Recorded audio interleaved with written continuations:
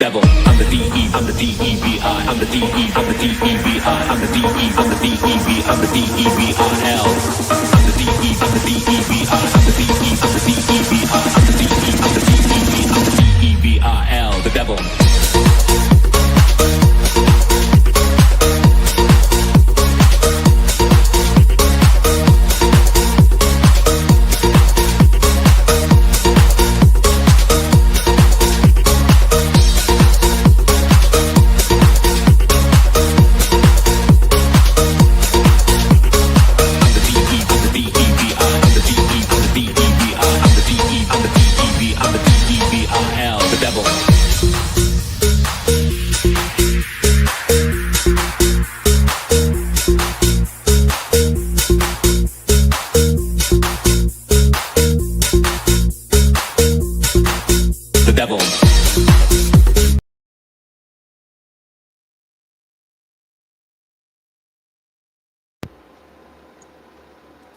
No, sorry about that. Good evening, everybody, and welcome back. The final word with MattyB here on the It's So Rap Sports Network. It's boy MattyB on the call, and it is great to be here on this Monday. Happy Monday. Happy second day of daylight savings time, or happy second day of no daylight savings time. Happy second day of extended light. It's kind of cool to see that. It gives you that summer feeling out there, right? That the days are longer and that hopefully it will start getting summertime again. And we talked about it last night. You know, it's one step closer to the ultimate goal that is summertime. But here on the program, we are embedded, I guess. Is that the right word I want to use? Embedded? No, not embedded. We're going to, of course, kick around some things tonight. NFL's back in the news. That's right. I think we just stopped talking about that not too long ago, but the NFL today began its legal tampering period in anticipation of free agency, which will start Wednesday, but already teams are now allowed to start, in principle, making some moves, and the mass exodus out of Philadelphia has begun as the Eagles today lost some key members of the Super Bowl 59 championship team. And now your GM, the man who I have all the faith in the world in, and the man who I will follow to the end, will be tested. Let's see what kind of GM he is for real. Now it's time to see what kind of GM Howie Roseman is. And he warned us about this, didn't he? He said that the offseason this year was not going to be conventional, that there were going to be some things that this team went after or did that didn't make sense to the naked eye. And today, with day one of legal tampering kind of dwindling down, no moves on the Eagles front bringing players here, but there's a lot of moves of players leaving. Now, there was a player brought here via trade, but I guess that I don't know if that counts. But we're going to get into that, obviously. It's going to be our lead story tonight. We also going to check in with our Paul Skeens check-in. You know, we're going to go back and see how Paul's doing on his auction. $550,000 as of last night. Let's see if it's got any higher. We're going to talk some Phillies baseball as we are getting, it's getting ever so close every day. Every single day we get closer and closer to the start of the regular season. We're going to check in with the Phillies. I'm not going to necessarily go position by position tonight, but we are going to do a little overview. And I have not decided which direction I want to go with the overview, but we are going to talk overview and an overview of the 2025 Phillies in one or two specific areas. Of the night segments, back to the trifecta. We're doing three tonight. 3 of the night segments, 3 parts of the night segment.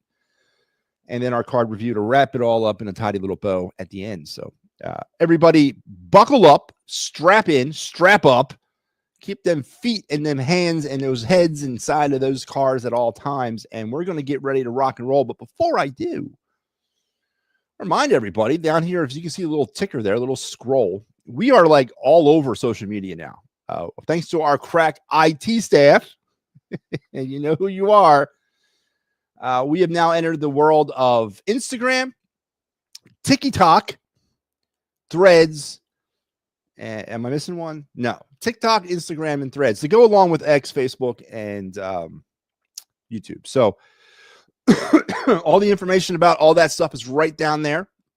Please go ahead and check us out on all those platforms. Like and subscribe. Tell a friend. Push the news through. Get us out there. we could really use your help. So again, thanks to the high-speed IT staff over here at the It's a Wrap Sports Network for getting all that stuff up and running for me and us. Not me. It's not about me. It's about us. And we're taking brave new steps into a brave new world. So let's get it going tonight with, of course, what we do every night. And that's our day in Philadelphia sports history. And we're going to go back to the ripe year tonight of 1980. A hockey point. That's right, a hockey point. The Lester Patrick Trophy was awarded to the Flyers' Ed Schneider, Bob Clark, and Fred Shiro, marking the first time a single team has had a player, coach, and executive awarded the trophy in the same year. It honors contributions to ice hockey in the United States. It's still actually being given out. The fourth recipient of the award in 1980, they gave out 4 of them the whole calendar year, was actually an entire team, the legendary 80 ice hockey team, USA ice hockey team that won, of course, the gold medal up in Lake Placid against the Russians. So on this night in 1980, the Flyers entered a dubious category of one of the only teams or only hockey entities in to have 3 members or 4 members of the of a single team to be named this award. Now, of course, later on in the year when they named the 80 team, kind of blew the Flyers' contribution out, but it's still a noteworthy event. The Lester Patrick Trophy on this night back in 1980 was given to 4 members of the Flyers, something that had never been done before and would be done one-upped a few months later when they gave it to the entire 80 U.S. hockey team for their contributions. Of course, who else would you give it to? It's an award that honors contributions to the United States in hockey. Why would you not give it to the 80 team that shocked the world by winning the Olympic gold up in Lake Placid? Which, of course, I will never forget. I will never forget it. I was alive. I was conscious. I remember the game against the Soviets. I remember it all. It's a great night. But there you go. Your day in Philadelphia sports history. Brought to you by the fine folks here at the It's a Wrap Sports Network. And let's get it going. We talked what we were going to talk about. And, Adam. Hello, Adam. Happy Monday. And good evening to you, too, as well. And that is what our title of our show is. It's Monday. That's right. It's Monday. It's Monday in America. It's Monday night in America. But tonight we're going to get it all kicked off with the free agency period. As legal tampering, I shouldn't call it free agency because it's not. It's legal tampering. Trades, signings, they can all be done starting today in principle, but nothing can actually be finalized until Wednesday. But as I said, the mass exodus out of Philadelphia has already begun in earnest tonight. Josh Sweat, gone. Arizona.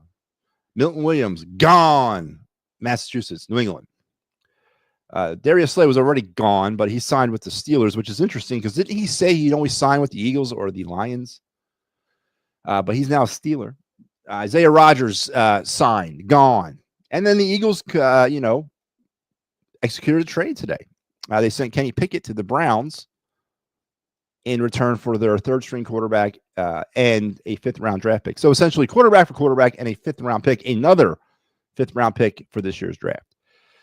So there's a little bit of uneasiness in the air in Philadelphia tonight about the movement today or the news. But as I said, I was prepared for this because the Eagles, it's not like they stood pat. They gave out mega money to people already this offseason. It was just internally. And Howie said it. Again, am I the only one who heard this? And how is it that I'm paying attention to Howie Roseman more than the homers out there? That's a psychological issue that needs to be looked in by me. But if I'm paying more attention to Howie Roseman than the homers are, then we got a problem, man. So I got a problem. I need to get some help. But Howie said it a couple weeks ago during the combine that this was not going to be your traditional NFL offseason for the Eagles, that they were going to go at this a little bit differently and to not get spun up around the axles or whatever you want to call it. A lot of movement in the NFL, and it's always this way on the first day of illegal tampering or free agency. A lot of players changing addresses, a lot of teams going in all in. I mean, there's been some stories leading into this. The Myles Garrett 4-year contract for about $1 bazillion, making him the highest paid non-quarterback in NFL history. You got Sam Darnold going down to what he signed with Seattle. Geno Smith on his way to Pittsburgh. You got a lot of Zach Wilson. Yeah, that's right. Zach Wilson's on his way to Miami. You got Cooper Kupp essentially now saying, okay, the die has been cast for me here in LA. So if I don't get traded, I'm going to have to get released. So there's some movement there. Interesting little segue. So you got a lot of people changing addresses. Now, am I concerned? No. Oh, what Oren Burks signed with somebody? I mean, he's gone. I mean, the Eagles have been poached, and the poaching will continue. Becton is still not signed. So Becton's still hanging around. That's a good sign for Eagle fans, if you ask me. That's a very good sign that Becton has not signed with anybody else. And I think the Eagles will probably make a move to bring him back. And I think that's what the consensus around this town was, that out of all the free agents that we had, that he'd be the one that they could re-sign. So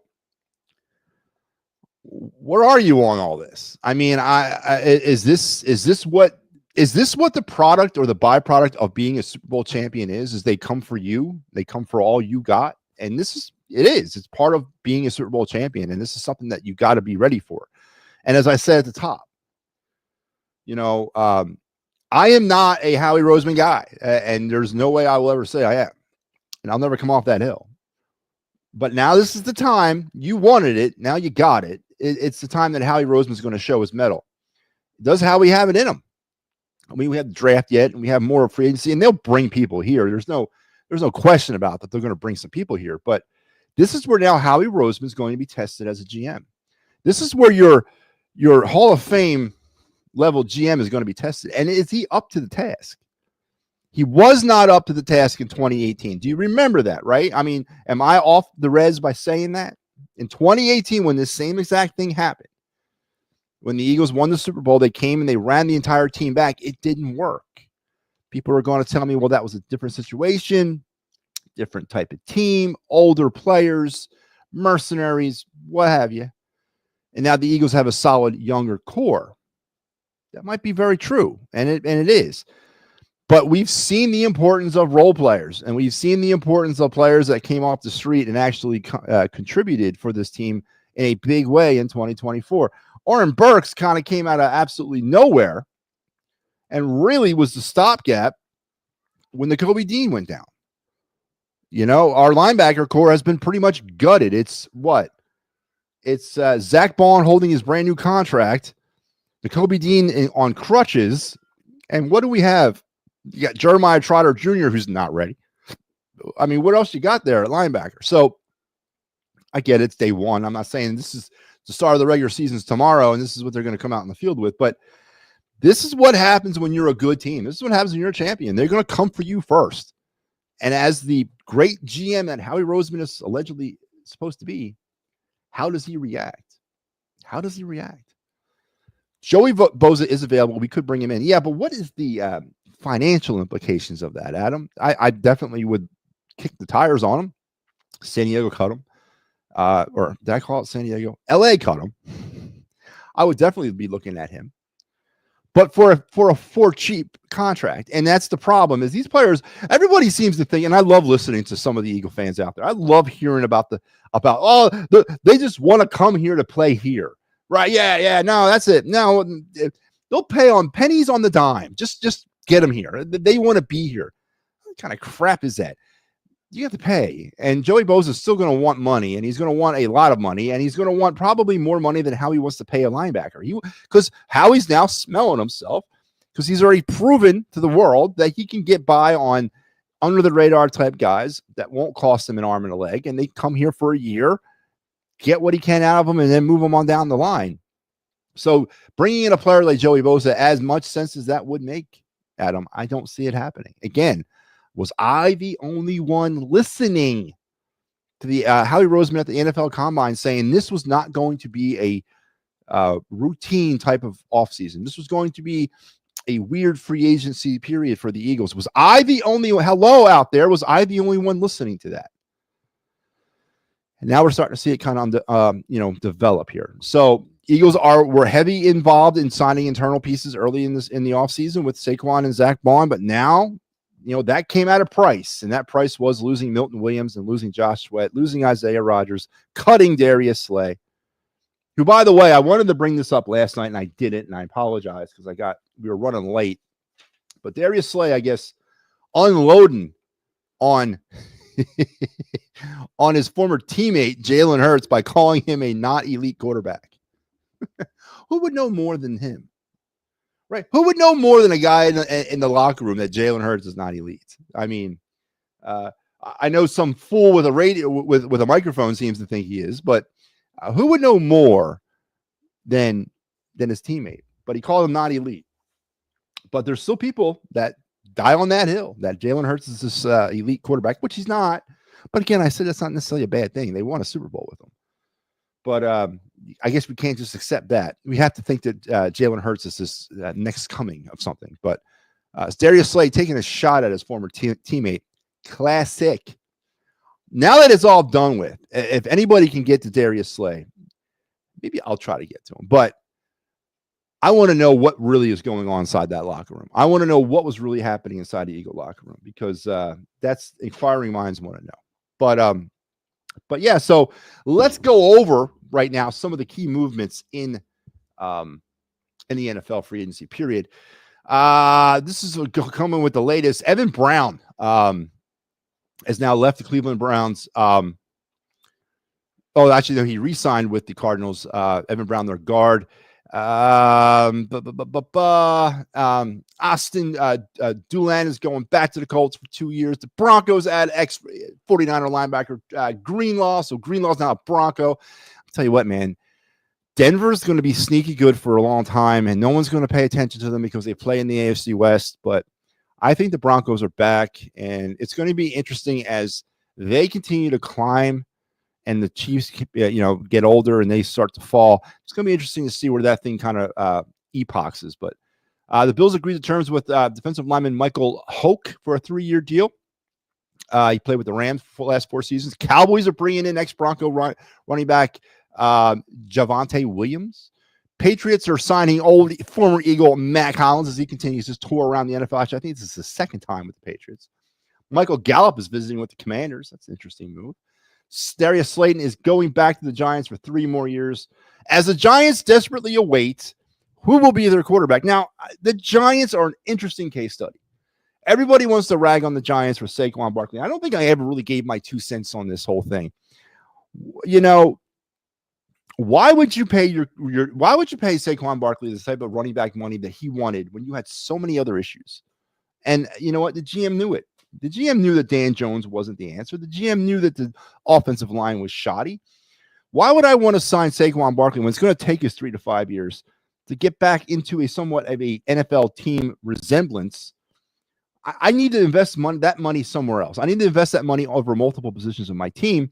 And now, of course, the way they ended the season last year by kind of meting up the fact that they could have gotten that first overall pick, but they played themselves right out of that, falling to 4, essentially taking themselves out of any legitimate quarterback get in the first round, because Cam Ward is going to be gone before 4, and Sanders ain't the answer either. So Cam Ward was really the only quarterback, in my opinion, in this draft that was worth a damn.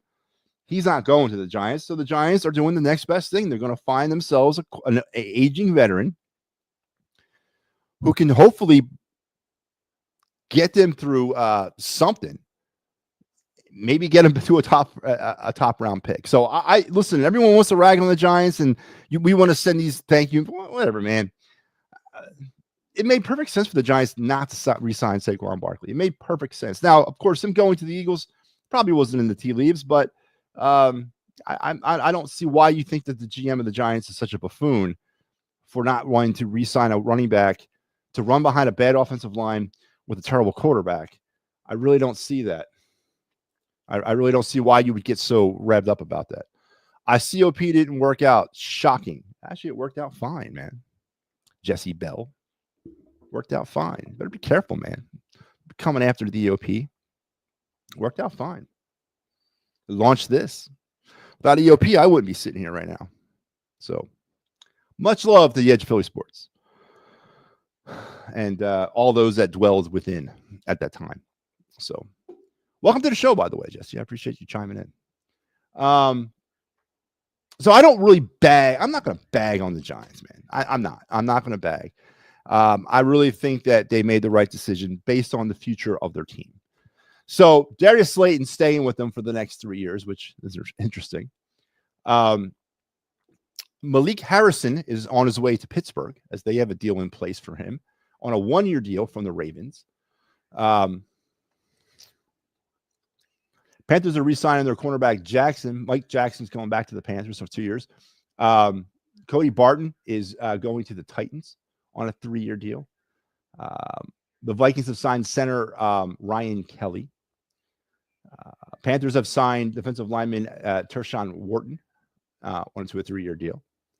And this goes on and on and on for hours. Zach Wilson, as I mentioned, on his way to the Dolphins. Why do I think Zach Wilson played for the Dolphins before? Oh, that was Sam Rosen, wasn't it? Wasn't that kid Rosen? Let's move on down. And then, as I mentioned, Kupp is now saying the Rams are saying Kupp's going to get released if they can't trade him. Move down to some of the. So here's the Kenny Pickett trade. Kenny Pickett to the Browns for the Browns' 5th round pick this year. And I don't see a backup 3rd string quarterback, Dorian Thompson Robinson. Essentially, it's quarterback for quarterback, and the Eagles get a 5th round pick. So, interesting move here. I know Tanner McKee. There's a lot of Tanner McKee people in Philadelphia that seem to think that he was a better option than Kenny Pickett. I don't necessarily believe that, but he's now on his way to Cleveland with an opportunity to probably start. I mean, do you think about it, right? Think about it. Kenny Pickett might be a starter in Cleveland. So no brainer there. He gets a ring with his hometown team, and he takes his wares to Cleveland and has an opportunity to start. So good for Kenny Pickett. Maybe that was one of those trades like the Flyers did yesterday for Eric Johnson. Maybe they gave him one of those attaboy trades, like, hey, you go, Kenny. You're gonna have an opportunity to possibly start in Cleveland. We'll send you out there. It's a Wrap Sports Network is on its way up and will be big soon. Love the content and shows. Well, thank you, Adam. I appreciate it, man. We definitely need the support, man. Definitely need it. Big things are coming, man. Big things are coming. So, and Josh Sweat, of course, to the Cardinals on 4 years, reunited with John Gannon and Milton Williams for, 4 years up to the Patriots in a big time trade or big time contract that the Eagles were certainly not going to pay. But this should not come to a shock or a surprise to people, right? People were looking at losing Milton Williams and Josh Sweat. Now, it's interesting because I do a program on this network during the football season with Kyle Quinn from WIP, and it's called the Birds Blast, and we go over players all the time. We talk about busts and we talk about hits, and Kyle is big on the fact that 3rd round draft picks have absolutely no value, or they're kind of a flyer. Listen, Milton Williams was a 3rd round draft pick, and it worked out pretty damn well. Josh Sweat, a 4th round draft pick, and it worked out pretty damn well. So theirs were obvious hits for Howie drafting. And, we're going to look at that mid-range. What the Eagles got like 7 5th round draft picks this year. We're going to be looking at that mid-range draft again to yield some benefit for the Eagles, as they're going to have to try to replace Milton Williams and Josh Sweat. Now, do they replace them, or are we going to have to go look at a different area? I mean, I don't think help's coming externally. I think there's some depth people. I think there's some veterans going to come in, but there's no, as they say, big splash moves heading for the Eagles. Those big splash moves happened already with Zach Bond and Saquon Barkley. They were internal moves. That's it. There's nobody coming in here that's going to turn your head. But Zach Bond didn't turn anybody's head last year. Saquon Barkley did, but that's not happening this year. Myles Garrett was possibly the player there.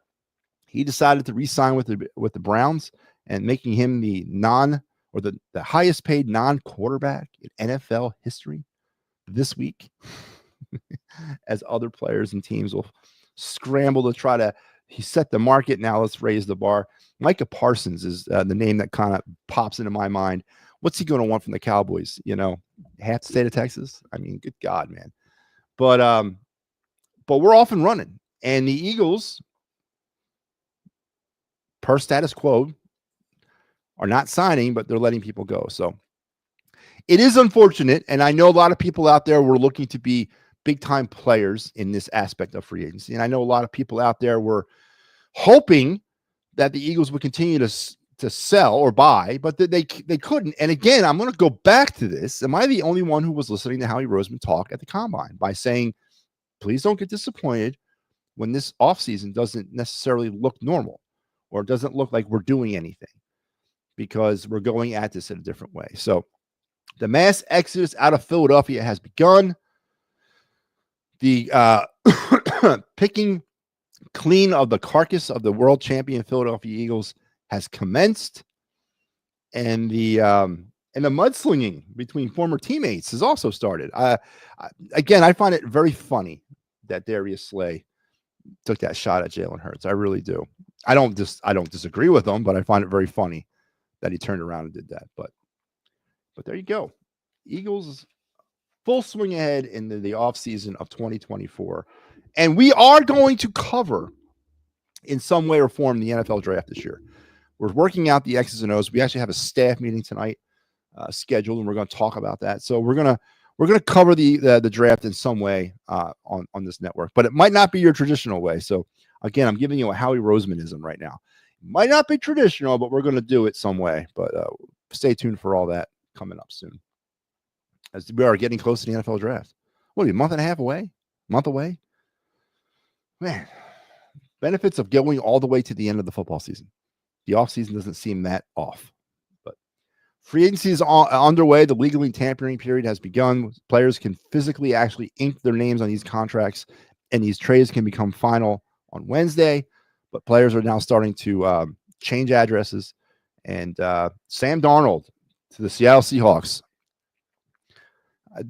Am I the only one who didn't watch? I mean, what's going on in Seattle? It's a mistake, obviously. Sam Darnold will probably be out of football at this point next season.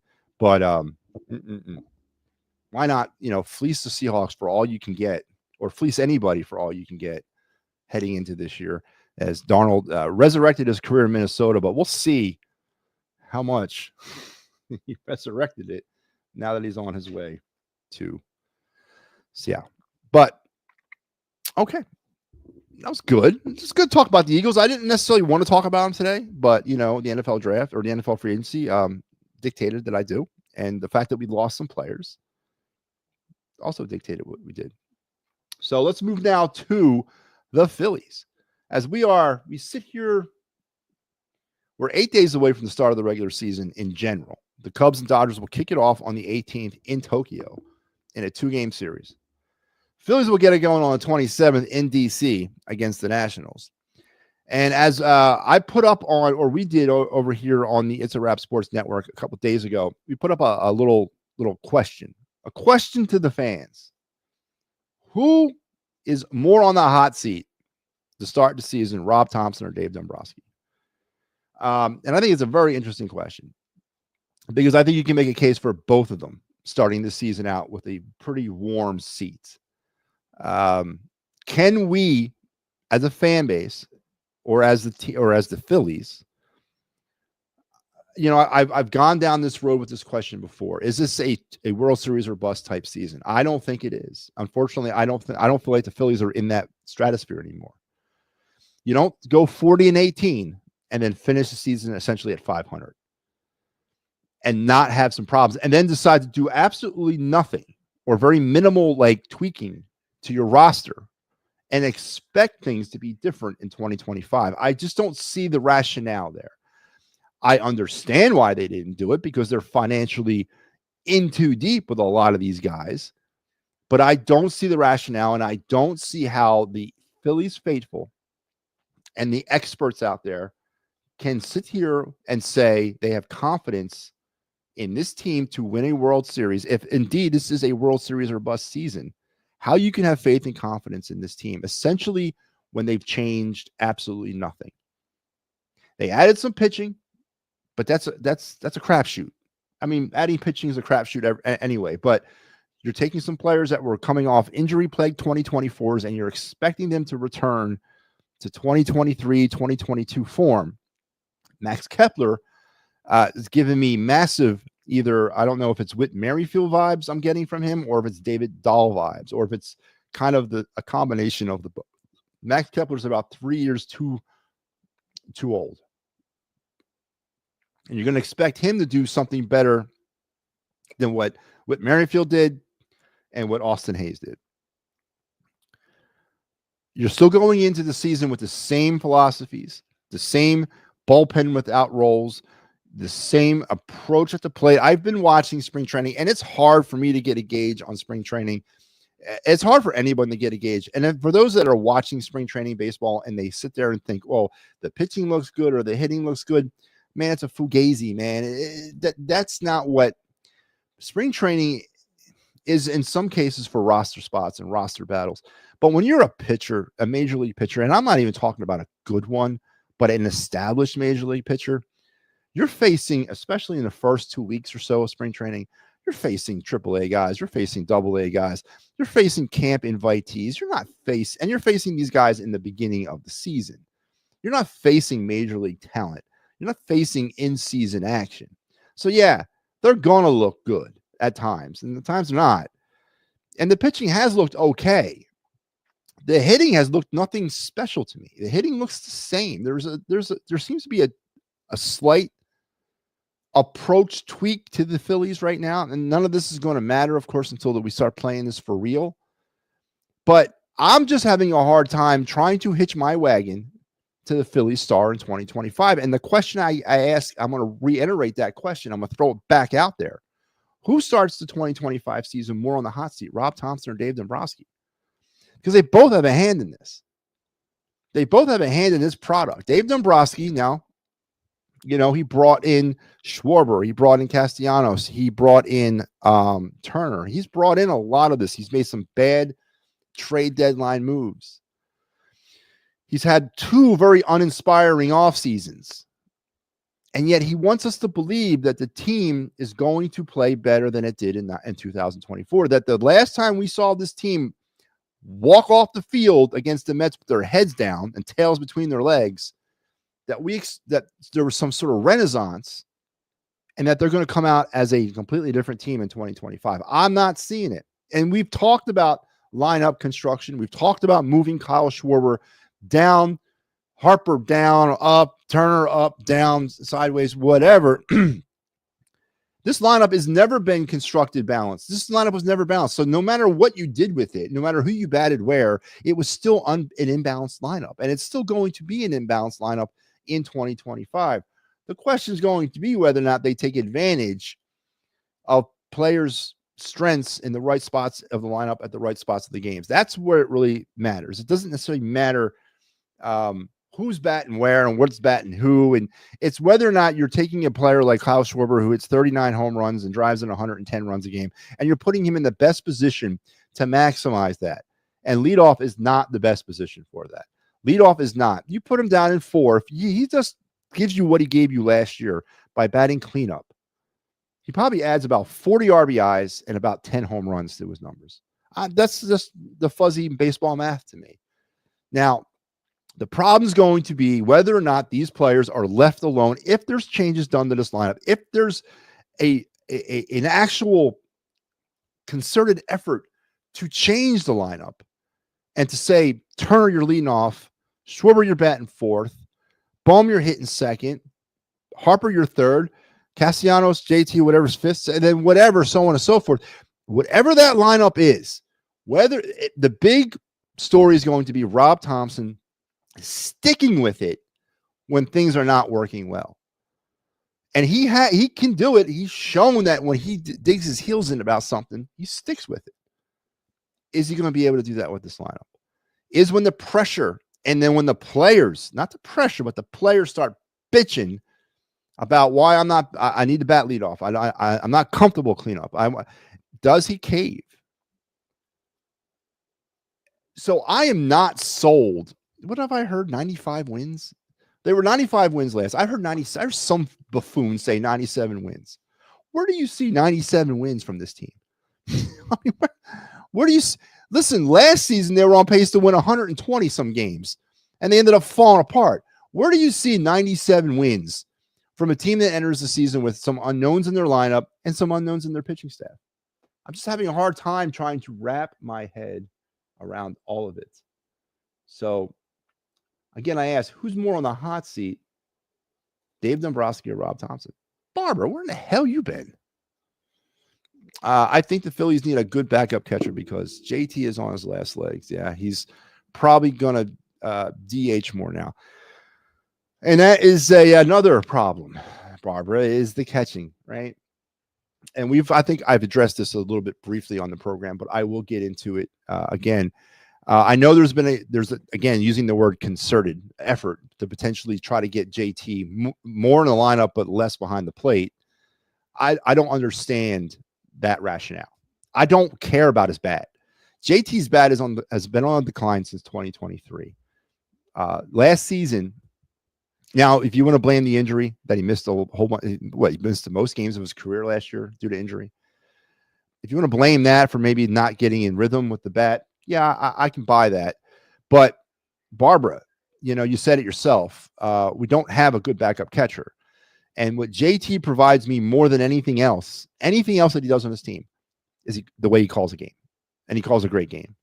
So I unfortunately need him to catch because that's, to me, is the most valuable skill set he offers. Not his bat, but his ability to catch a good game, control the pitching staff, and call a good game. And unfortunately, he ain't going to be able to do that from the dugout or on first base or in the outfield, wherever the hell else he's going to be playing. And I honestly don't care about his bat. His bat, to me, is pedestrian. His bat is on the way out as well. But again, maybe there's something to the injury. Maybe there was something that he couldn't get into rhythm. But the backup catcher thing is a problem that's going to haunt this team until Eduardo Tate somehow finds his way to the major leagues in about 3 years. I think they project him to be MLB ready in 2028. But that's going to be a problem. And they didn't address it in the offseason. James McCain was out there sitting around as a free agent. They could have brought him in on the cheap. Why didn't they go address that? I mean, we don't have a competent backup. You're right. And you know what? Stubbs, the DJ, whatever. It's Stubbs. I get that. He's garbage. And that we profiled him the other night. It's terrible. Marshawn, I know there's a lot of people on the Marshawn train.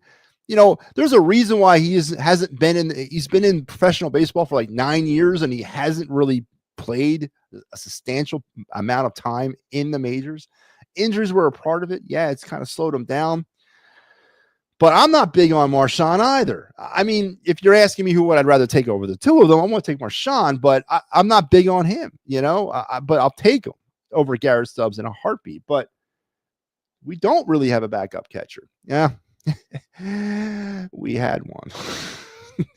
He plays in California now.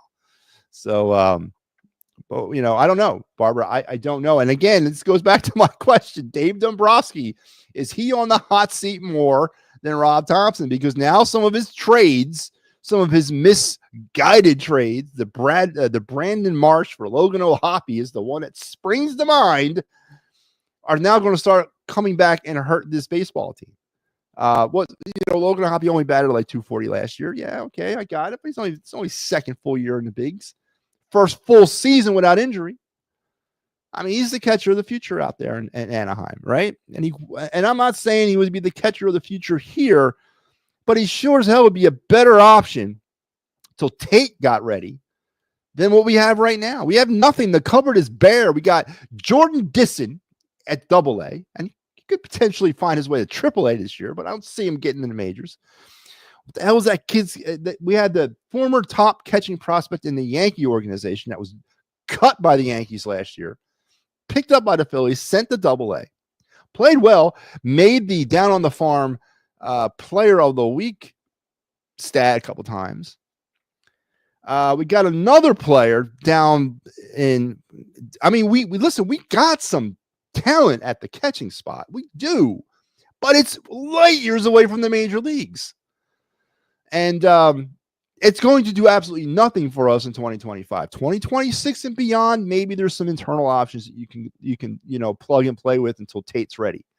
But the catching position is going to be a problem for the Phillies, I fear, in 2025. And again, I don't want JT's bat. If you're asking me what I want, either JT's bat or JT's ability to call a baseball game behind the plate. I want his ability to call a game behind the plate because that to me is more valuable than his declining bat. And God forbid, do not re-sign him. If Dombrowski re-signs him, oh man. But yeah, I hope that answered your question. Thompson makes the lineup and definitely has input on the roster. His seat is hot. It is. But to Rob Thompson's defense, and I'm not a big topper guy, you know that, Barbara. He can only play with what he's got. He can't go to the back end of the clubhouse and pull out another player. He can only play with what the GM and the vice president and the president of baseball operations give him to play with. And right now, if you look at this team, and it's hard not to look at this and have this sort of opinion, it's never been a balanced roster. It's never been balanced or a balanced lineup. It's never been, because they're all the same type of hitter. And now you're going to try to say, okay, well, now I'm going to give you a role. I'm going to give you a role. I'm going to give you a role. He's potentially going to give roles to the lineup, but he still doesn't want to give roles to the bullpen. That don't make no sense either. But is that going to work with an imbalanced lineup to begin with? I think Trey should 100%. Trey Turner is the prototypical 21st century leadoff hitter. And matter of fact, more so than that, he is the only type of hitter that resembles a leadoff hitter on this team. All right. Bryson Stott's not a leadoff hitter. Alec Bohm shouldn't be leading off. The nonsense about putting Bryce Harper at leadoff is craziness. Trey Turner is the only batter or only player we have on this team that resembles a leadoff hitter. I was watching last night. This is how devoid my life is of any kind of entertainment. I was watching the September 23rd, 1993 Phillies versus Marlins game on YouTube last night. That's what I do. I sit around and I watch old random games from like the 90s and the 80s and the 70s. The games from the 70s I watched because I don't have any recollection of those. But the Marlins game I was watching last night was the first game after they got back from Montreal, after losing 2 out of 3 to the Expos in 93. But they didn't have to. All they had to do was not get swept in that series against the Expos, and then they would have been okay. And it was Ben Rivera pitching for the Phillies. And Dykstra was leading up. Dykstra went 4 for 4 in that game. Now, of course, Dykstra was runner-up to Bonds in 93 for MVP. And then, we all know what happened to him after that. But that's the kind of leadoff hitter I see Trey Turner being. He's got power, but he's got contact, and he's got speed. That's a leadoff hitter. And could you envision batting Dykstra anywhere else in a lineup other than leading off? No, because he was a prototypical leadoff hitter, regardless of what he was personally. I know he's a dirtbag, but regardless of what he was personally, he was a prototypical leadoff hitter. And that is what I'm looking for. And that's what we got to have. And we have it somewhat in Trey Turner, or I should say we have it the most in Trey Turner. So I agree with you. I think Marchand is going to be back up catcher, not Stubbs. Yeah, and there's some logistical things going on too. I think Stubbs has an option. I think he does have one more minor league option where Marchand does not. He'd have to go through waivers, pass through waivers, not get claimed, and then the Phillies could, and then he'd have to agree to come back to the Phillies and go back to the minors. But do the Phillies carry 3 catchers? Is that something that's out of the realm of possibilities? Do they carry 3 catchers into DC? I don't know. But it's a mess. It's an absolute mess. And again, who's on the hot seat more? Dave Dombrowski for failing to address these problems in the offseason when he said in November that he was going to, or Rob Thompson for the way he plays these players? I think it's a very interesting question, man. Adam says we need Logan O'Hoppe back. Adam, I don't know if you're doing that to get my goat or to get a rise out of me, but yes, I agree. I died that night that Logan O'Hoppe was traded to the Angels. I died a little bit. I was doing back springs when they traded more Moniak for Syndergaard, and then I died when they traded O'Hoppe for Marsh. I really did. I really thought that we really screwed up. I really did. And I know that he wasn't going to fill a need in 22, but he sure as hell would have filled the need in 23. And maybe, yeah, he would have filled the need in 23. I think, Dombrowski's got a reputation of destroying farm systems, right? And everyone here is saying, well, no, he hasn't done that here yet. Well, I think he has. He's just doing it really like stealthy. He's not doing it all like an atom bomb. Like, no, he's taking piece here, a piece there. You know, let's kind of rewind what we've lost so far. And I should really start keeping a track of this to kind of add it all up. Logan O'Hoppe. We lost Sam Algareri, who was a highly touted pitcher. He's now in California with the Angels. We lost Starling Caba, a young shortstop prospect who was in the Jesus Luzardo trade to the Marlins. And we lost another highly touted pitcher along with Algareri, the first Italian-born player, obviously, to pitch in major leagues.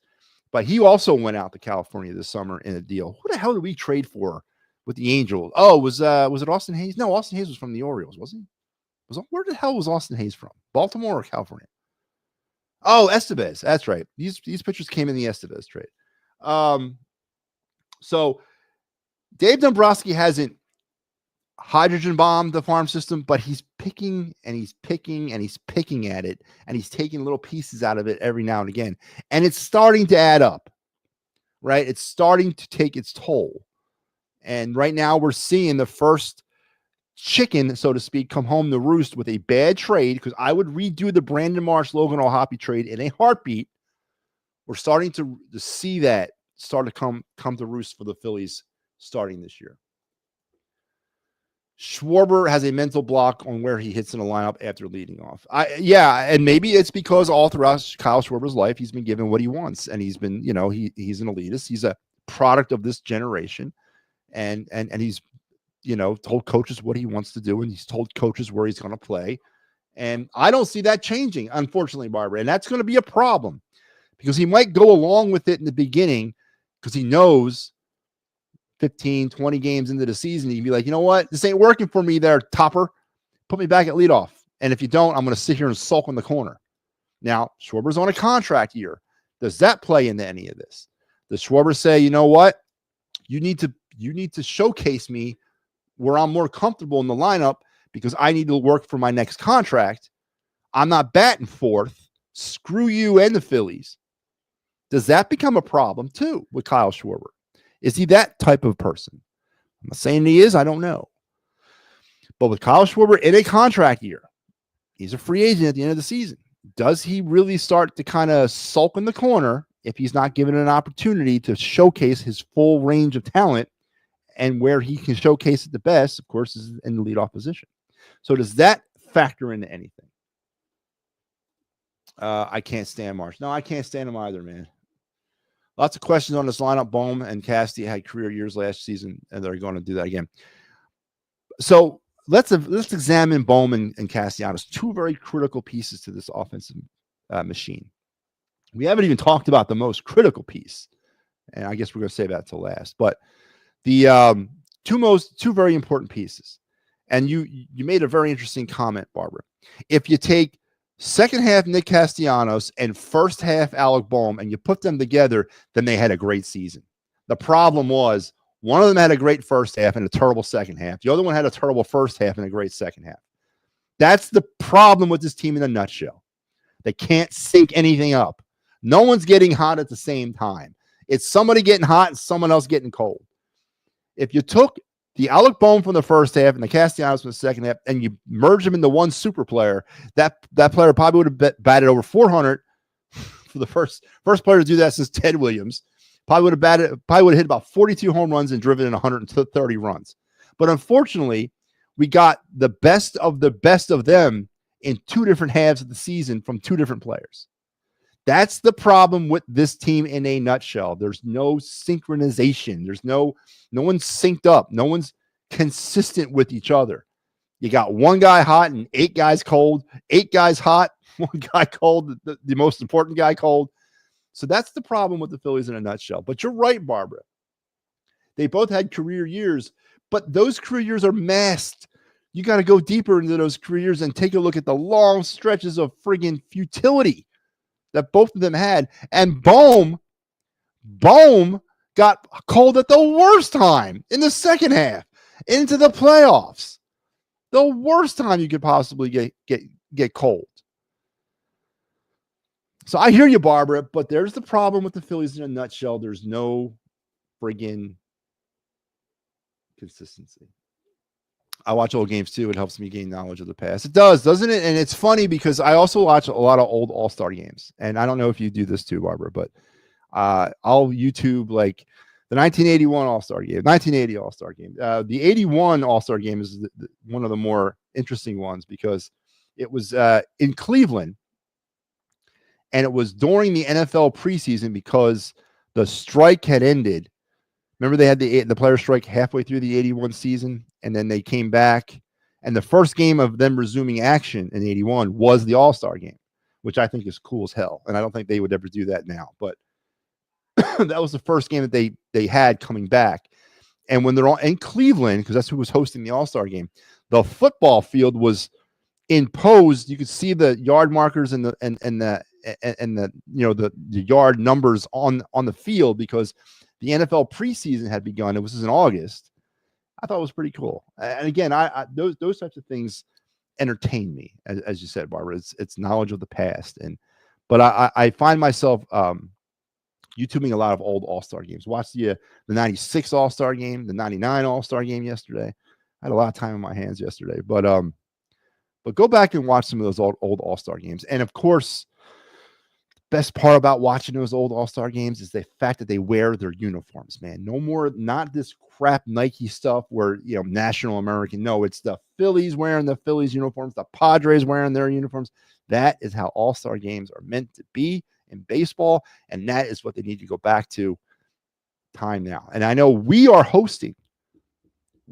Philadelphia, is hosting the All-Star game next year in 2026 in honor of America's 250th birthday. The first time we've hosted it since 1996, which was in honor of the 230th birthday or 20th birthday. And then the first time since then was in 1976 when they hosted in honor of America's 200th birthday. So the All-Star game is coming to Citizen Bank Park next season. And let's start a petition right now. The teams will wear their actual uniforms. If you're the American League, you wear your road uniforms. At the National League, you wear your home uniforms. And we will boycott the game otherwise. Let's start that petition right now.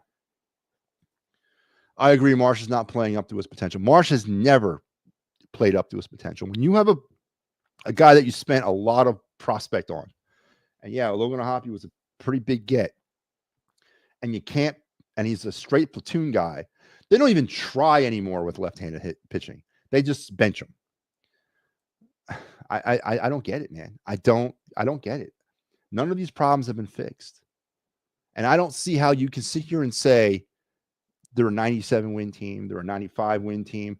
I look at them right now, 88, 86, 85, if that. I could be wrong, but I'm not seeing anything else that says otherwise. See a lot of question marks.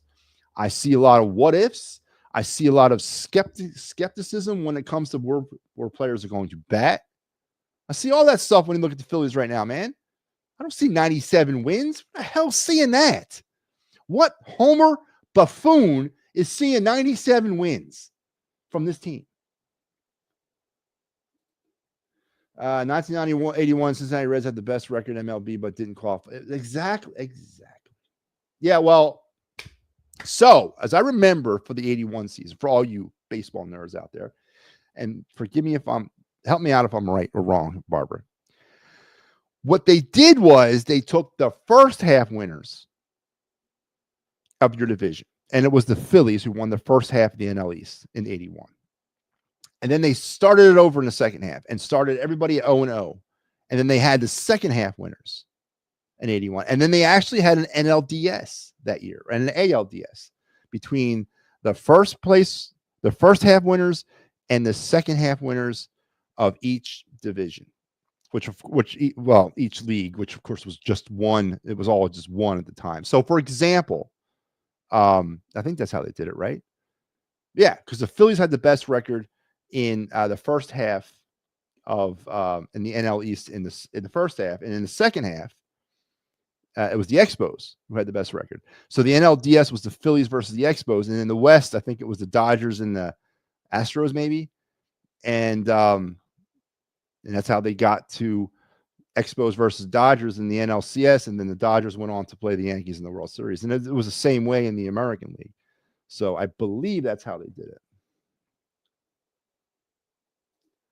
Yep, players should wear their team uniforms in all-star games like in the past. 100%, Barber, I agree with you 100%. So the Phillies are in a situation right now where we are 2 weeks away from the season starting. And there's a lot of expectation on this team, but I know it's is it World Series or bust? Somebody tell me, what is the fans' majority expectation? Is it World Series or bust? Because I can't see how you can say that. I can understand looking at the team's lineup, looking at the team's recent past and saying, yes, this is a World Series or bust season.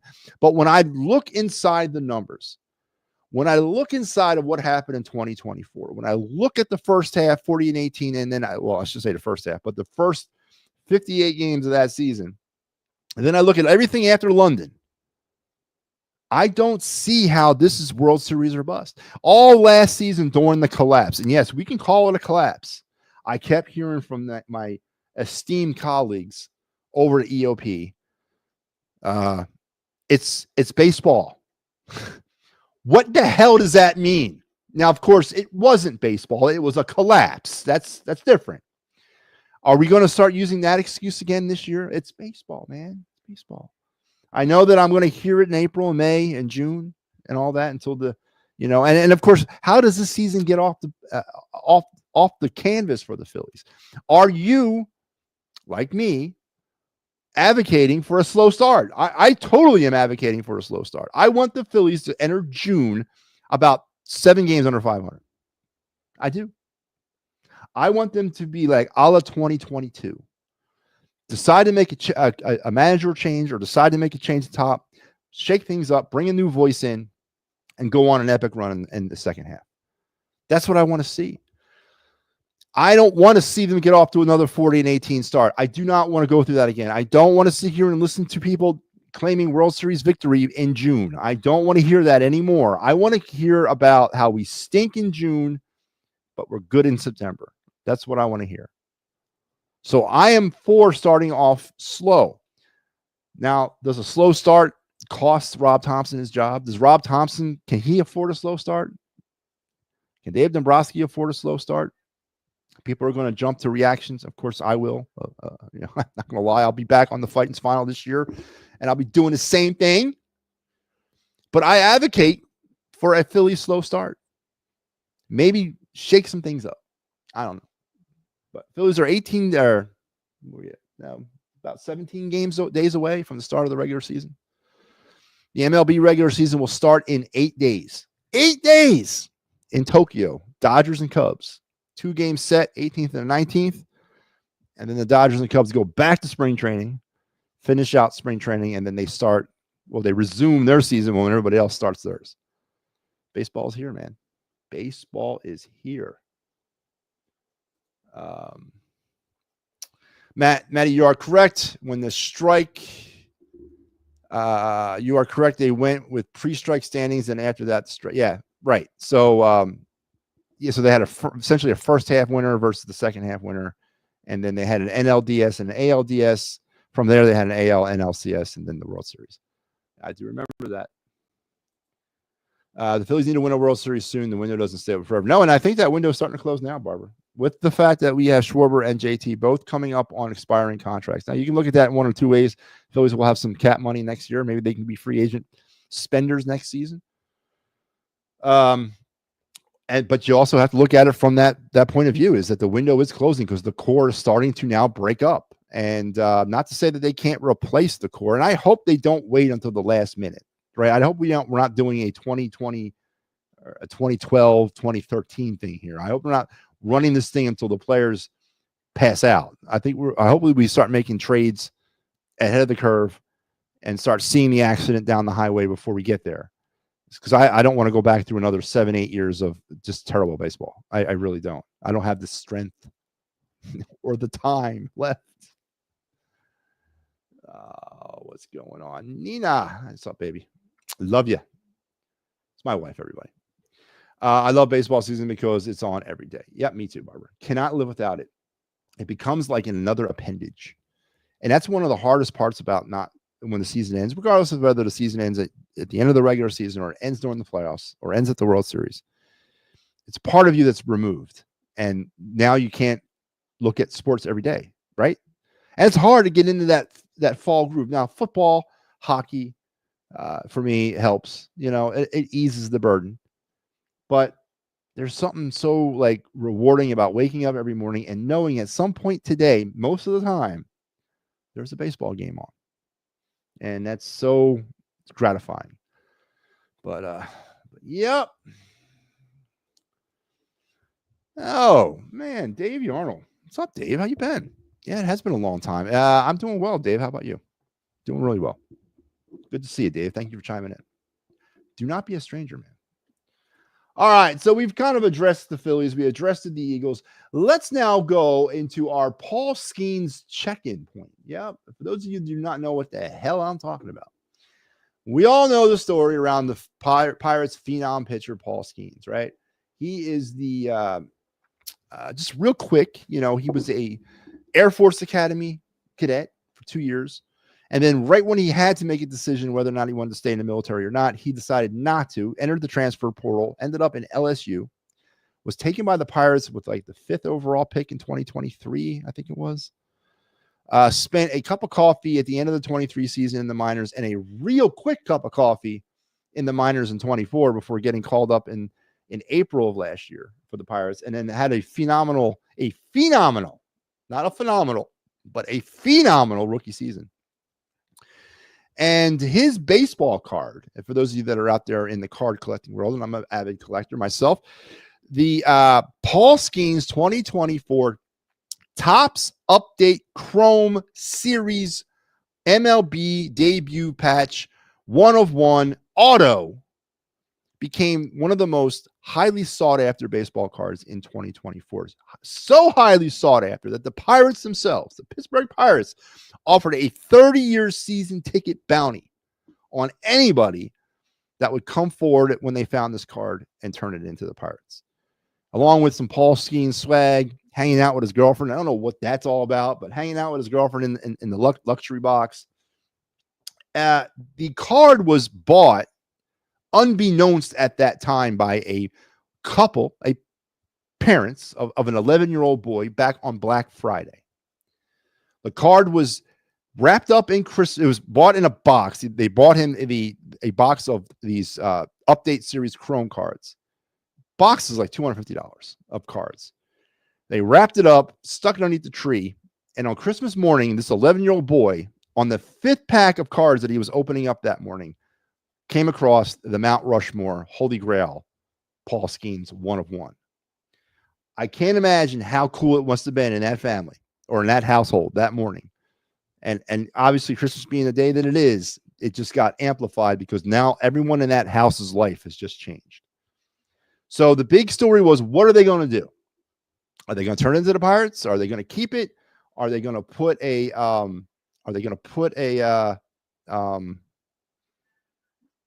put it in storage, whatever. So they sent it off to PSA. PSA graded it, came back as a 10. Of course, a 1/1, what'd you expect? And the family decided to put it in auction. So on Thursday night, this card hit auction, and it's this card right here. For those of you that don't know, this is the actual card that was found. It was put in auction on Thursday night on the Fanatics. It's the fanaticscollect.com premier auction site. The starting bid was $1,000, and the auction is going to go through to March 20th. So I've been keeping an eye, and we've been updating, and we've been talking about this on our show, and we're going to head over there now and look at the latest update of this card as of tonight. So as of tonight, it hasn't changed from yesterday. 56 bids so far on this card. The asking price or the auction price set right now for this baseball card, one friggin' baseball card, is $550,000. So right now, the winning bid for this card, as if it were to stand till the 20th, this card would sell for $550,000. Now, I am certain that this family is not wanting to accept $550,000. I'm thinking they put this card in auction with the hopes that it would pull in over $1 million. And the fact that it's stalled out at 550, and it's been at 550 for at least 24 hours now, is interesting. I do agree it was the right decision to make. You know, you don't know what Paul Skeens' career is going to work out to be. It could be a flash in the pan, so might as well get what you can get when you can get it.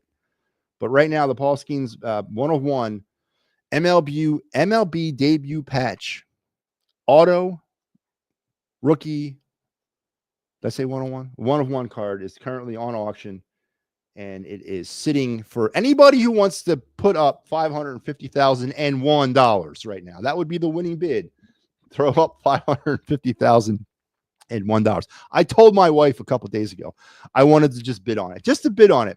But my dumbass luck, I make the $550,001 bid, and that's it. And where the hell am I coming up with $551,000? I should have jumped in at 1,000. I would have bid $1,001 and then watch that thing get passed on by. But if you're looking to buy a baseball card to change your life, because what you could do with that card is a couple things. You could take it to the Pirates and say, hey, here you go. Where's my 30-year season ticket plan? Which I don't know why anybody would do that. Why the hell would I want 30-year season tickets to the Pirates? Get a lot of Paul Skeens swag and hang out with his girlfriend. Again, I don't understand that part of it. I don't know where that plays in. I don't know what kind of freaky deakiness is going on out in Pittsburgh, but that's apparently part of the bounty. You know, I don't know if there's any favors involved there. I'm not going to get into all that, but I just find it funny that they put the hanging out with his girlfriend at a game as part of the swag. I don't get that, but there you go. We're going to keep checking in on that bad boy until the auction ends on March 20th. So stay tuned, and I hope you enjoy that, because it's very interesting to me, being an avid card collector. So let's get on with the of the night segment, as we are way behind. So here we go.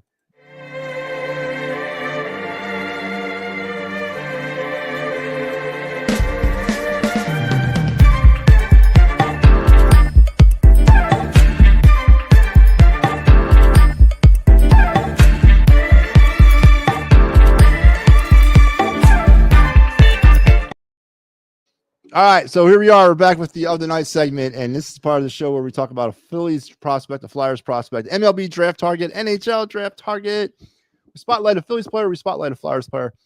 We do a lot of things, and tonight we're going to continue with what we've been doing over the last few nights. We've been doubling and tripling up on these prospects, because we're kind of falling behind a little bit. I got the baseball season bearing down on me, and we haven't done all the Philly spotlight players. I got the hockey season ending, and I still haven't done all the Flyer prospects. Their cards are built, but we haven't talked about them all, and they keep going out and acquiring more prospects. We talked at length about the Flyers yesterday, and we're going to maybe lay off them tonight. But so we're doubling, we're tripling up, and of course I got the drafts coming down on me on the MLB and the NHL drafts, and I got NFL draft stuff now starting to creep in, and we haven't even started that. So we're going to triple this thing up. Our first part of our trifecta of the of the night segment, we're going to go Philly spotlight player, because this is one of the question marks of 2025. And again, another huge piece of what this team might be this season. That's Ranger Suarez, man.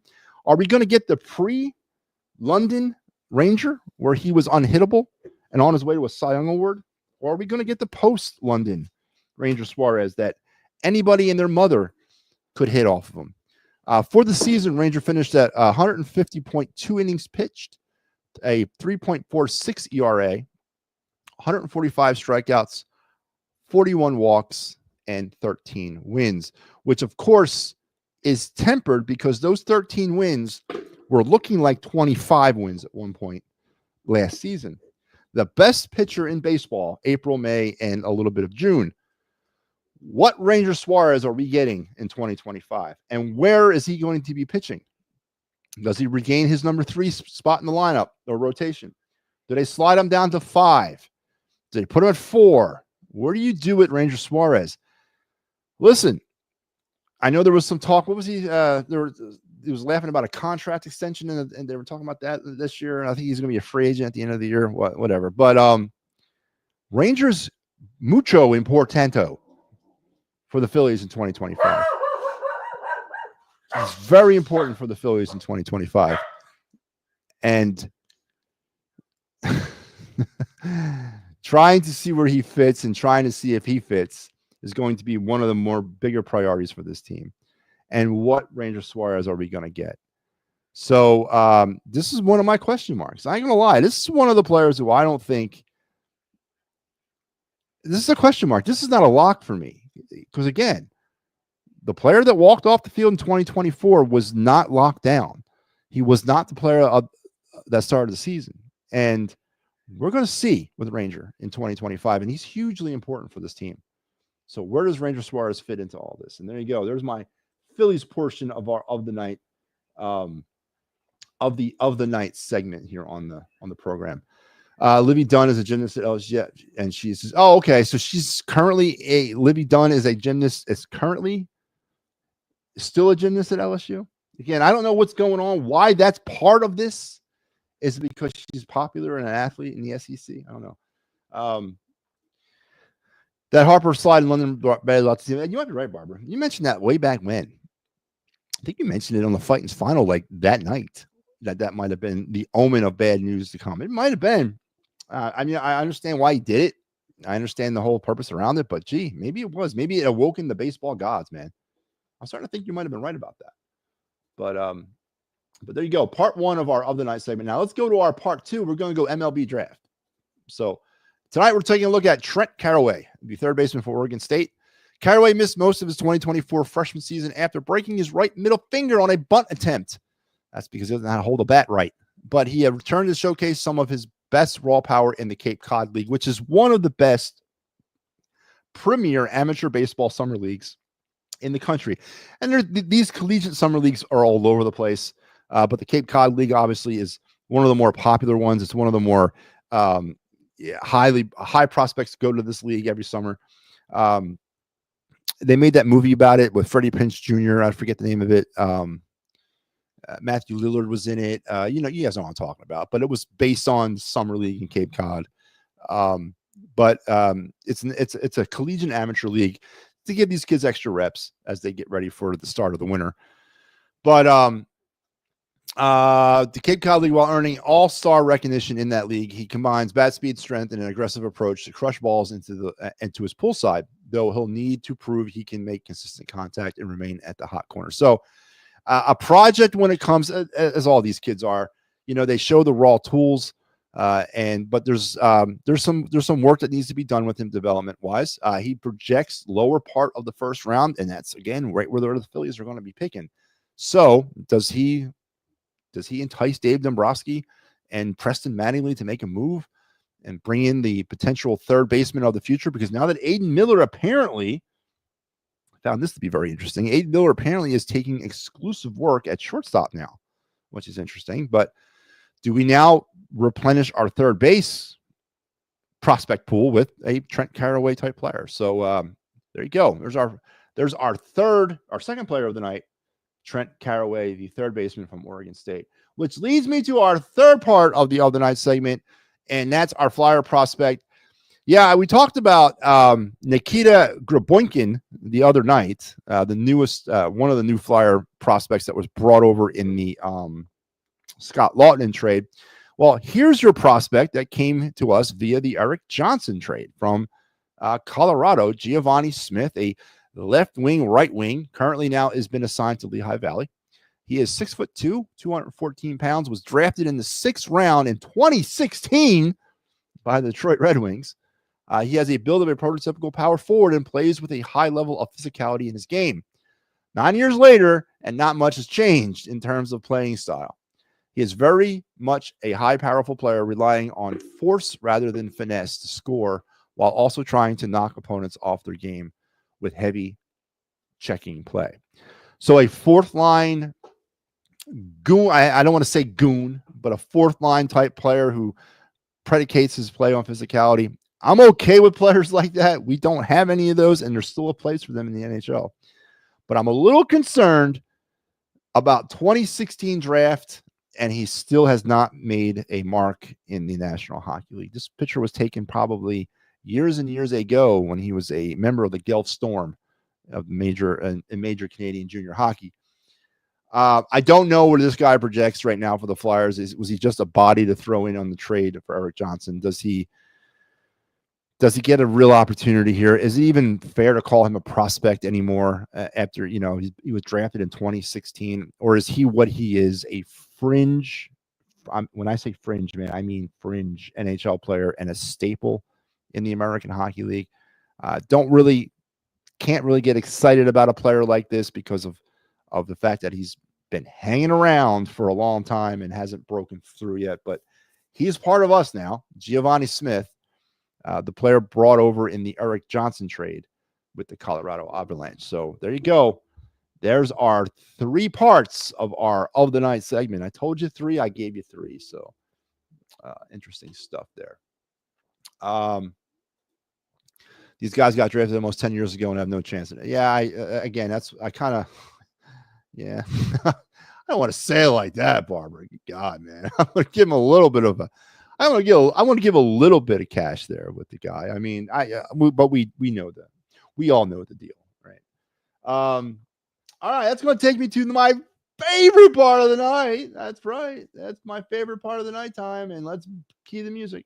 Looks a little something like this. Looks a little bit like I can't miss. Hey, this is what you call a bad. What? This is what you call a bad. What? Looks a little something like this. Looks a little bit like I can't miss. Hey, this is what you call a bad. What? This is what you call a bad. Yep, it's the MattyB card review segment on the program. This is the time of the show where we take a card from my very vast sports card collection. By the way, I sold 2 cards tonight. I've sold 3 cards over the last 2 days. So things are picking up. But we take one of my very massive amounts of sports cards from my collection and we kick it around. Definitely the funnest part of my night. Look forward to it every day. And tonight we are going away from hockey. That's right. Or not hockey. Let's give it away. We're going into hockey and we're moving away from baseball. We've been in baseball for a minute, but now we've stumbled upon a hockey card. And it's one of my better ones. It's one of the more, I wouldn't say rare cards that I have, but it's a head turner. It's a head turner and a head scratcher. It's a head turner and a head scratcher. It's a dual threat. So let's bring it up right now. It is the 1993 Draft Prospect Classic Paul Kariya. Remember Paul Kariya, don't you? Hall of Fame 2017 inductee, Stanley Cup champion with the Anaheim Mighty Ducks, Paul Kariya. Kariya, who finished his season, not his season, but his career is one of the better scores in NHL history. 989 games played, 402 career goals, 587 career assists for just shy of 1,000 points at 989. Had 383 penalty minutes, and Paul Kariya, one of the better players to ever play in this league. I remember when he broke in with the Ducks, or way back when in 94, 95. This is his 93 draft prospect card. And definitely one of the better cards in my collection. Right now, with this card, you can see it around on a couple of different databases. Anywhere between $2 and $25 if it's in good shape. And I got a good one here. I think I got a pretty good, decent looking card. And there it is right here. Here's the card itself. I think I'm looking at about a $25 card. It is listed. I am listing it at $25, but nice design with the card. It's from the Classic Card Company, which no longer is in existence. So that maybe brings a little bit more value to the card, but it's definitely a head turner. It is, whenever you can pull a prospect card or a draft card of a player who ends up becoming a Hall of Famer like Kariya, or another player like I have Nikita Kucherov. I have his AHL card.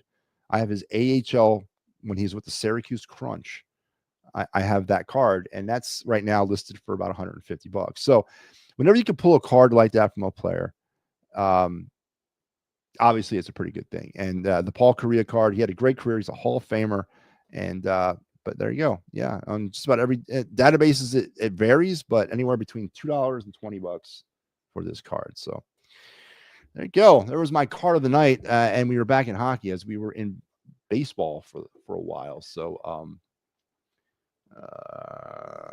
Barbara says, I carded. I knew it. LOL. I love the music. Thank you, Barbara. What site do you use to look up the prices? I use a couple different sites. I use eBay. eBay is a great site to look up prices because eBay will tell you. eBay is a huge carding, trading, selling place. I use eBay. I use a mobile app called Market Movers. I use them, and I also use the what is the name of this one right here? I use this one all the time. I use comc.com, and I look up cards through them as well. It's all about sizes of their databases, because there's some obscure cards out there, Adam, that you got to look for. And sometimes you can't find them in one database. You got to go looking for them. So I use those three. I use eBay, I use Market Movers, and I use comc. So they're my main go-to for databases on cards. So I hope that helped you out. I know am I making a card collector out of you, Adam? Are you coming into the fray? Matty, is that frame picture behind you Steve Carlton or Hamels? I'm just guessing. No, it's Carlton. It's signed too. It's I bought that at Cooperstown. At the time, my love muffin, my girlfriend at the time, she's my wife now. She bought that for me a couple years ago. So it's Steve Carlton, and one of my prized possessions. But yeah, what Cole Hamels? Cole Hamels never played in Robin Egg Blue. Come on, Barbara. It's the old school Phillies uniform. But Adam, I hope are you becoming a card collector, Adam? I know we were talking about some of the cards you pulled last night. Did you have an opportunity to look up some of those cards? I know you had an Aikman and you had a Smith rookie, I believe, and an older Jerry Rice card. But yeah, it's fun stuff. Really fun stuff. But all right, that's going to take it, man. Wow. Almost an hour and a half. I feel like, what's his name from the morning shows? What's his name? The guy with the big beard? Homer McHomerson. You know that guy? I feel like him going all this hour and a half. But anyway, that's going to wrap me up. Good show tonight. We talked a lot about we scraped the surface of NFL free agency. The Eagles and the mass exodus of football players out of Philadelphia has begun. And what does your GM do now? What does your two-time Super Bowl winning, allegedly Hall of Fame GM do now? Because this is the time that tests men's mettle. I know that's not exactly how that goes, but this is what you want to see. He failed the last time we had tried to do this. In 2018, it didn't work. Is 2025 Howie? Has he learned his lesson from 2018, Howie?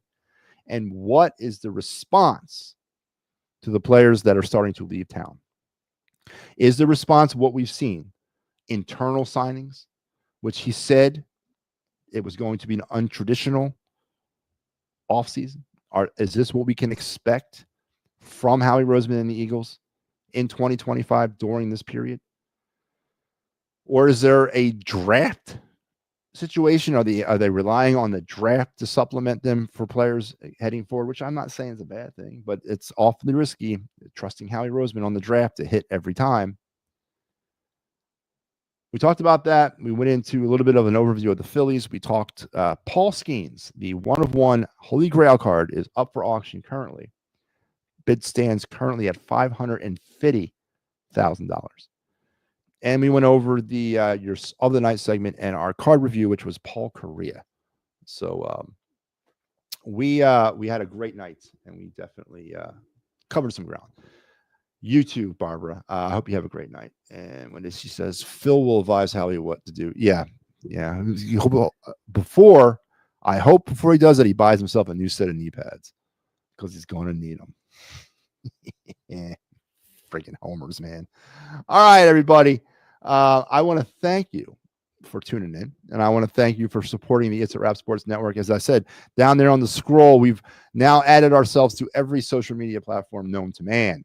Our crack staff, our crack IT guy, has launched all of our social medias. We are now present on Instagram, TikTok, Threads, Facebook, X, and YouTube. So please, if you have not already done so, head over to those platforms, find us, like us, follow us, subscribe, all those great things. As we are growing, a future is mine, sayseth MattyB.